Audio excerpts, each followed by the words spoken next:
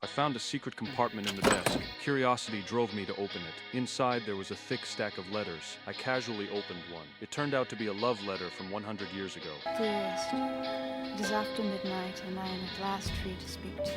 At the same time, a girl named Elsa had just returned home. She skillfully opened the secret compartment as usual. She was horrified to find her secret had disappeared. Meanwhile, I, 100 years later, was reading the letters recording Elsa's secrets. Through the letters, I learned Elsa was the eldest daughter of a noble family. Even though she grew up wealthy, her father demanded she marry a man she did not love. Although Elsa longed for true love in that era, she could not control her own marriage. Elsa loved poetry and carried an immensely romantic spirit. She often wrote one love letter after another. I was moved by Elsa's letters. I opened my computer and started drafting letter replies. I advised Elsa to stay true to herself and not marry someone she did not love. Perhaps her dream lover would quietly appear one day. I couldn't help but laugh. I did not expect I would be so childish, wanting to reply to a woman from 100 years ago. This time gap was undoubtedly the most impossible imagination. But the next day, I still told my mother about the desk. I thought my mother would not believe me, but the truth was the opposite. And Einstein thought that time was just another dimension. You know,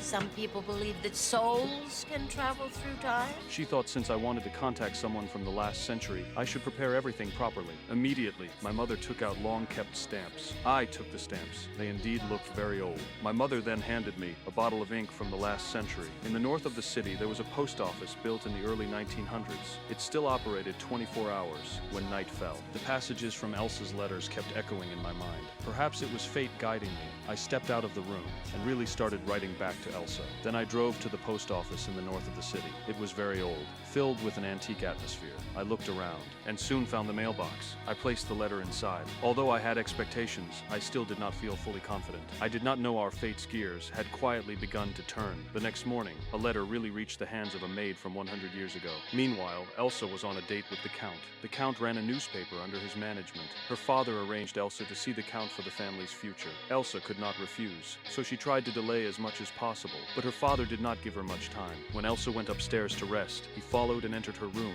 He told Elsa she had to see the Count. While her father was speaking, Elsa flipped through the letter sent that morning. Seeing the nonsensical words, her heart dropped a beat and her headache flared. This was Elsa's old problem. Her father saw this and left first. Then Elsa hurried to the desk, skillfully opened the secret compartment, and found her treasured letters had disappeared. Meanwhile, I was leisurely watching a sports game. I had long put sending the letter out of my mind. Then the desk made a strange sound. I tried opening it again with a let's see mindset and found there was really a reply inside. I was astonished. I quickly opened the letter. I received your astonishing letter today and am amazed by your audacity. Who are you?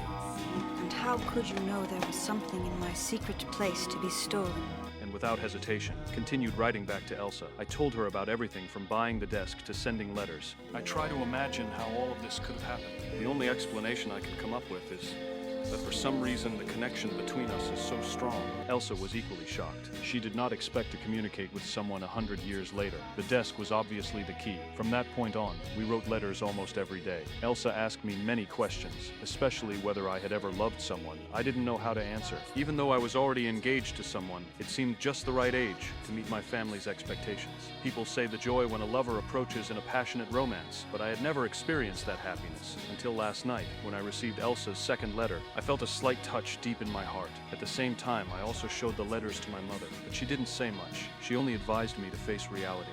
My son, who is engaged to be married, is having an affair with a woman who's been dead for over 100 years. This woman doesn't exist. Her words reminded me, so I deleted the draft. That week, Elsa didn't receive my reply. My heart was full of disappointment. Elsa also understood why I was worried. After all, I was already engaged. And being with a woman from 100 years ago was impossible. That day, I couldn't help myself. I went to Elsa's residence. I wanted to see Elsa's living environment with my own eyes. I went up and knocked on the door. I was greeted by an elderly maid. She readily agreed to let me visit inside. Elsa's soft voice echoed in my mind. The maid had long served Elsa's family descendants. I wanted to learn more about Elsa, but due to age, the old woman could no longer recall the past. I had no choice but to leave. Just as I was about to go downstairs, a mysterious warmth flowed into my heart. Elsa also paused at that moment. We both felt the same. At this moment, we crossed time and space. Fate seemed to weave us closely together, but the maid interrupted us. Back home, I hurriedly wrote today's feelings in a letter. Then Elsa snatched the letter from the postman. Inside the letter was also a photo, a sparkling Christmas tree. After reading the letter, Elsa was already in tears. We then decided to exchange photos. On a sunny afternoon, Elsa invited her best photographer to take pictures. I also took a photo and put it in a letter, but this time the maid accidentally dropped it on the floor.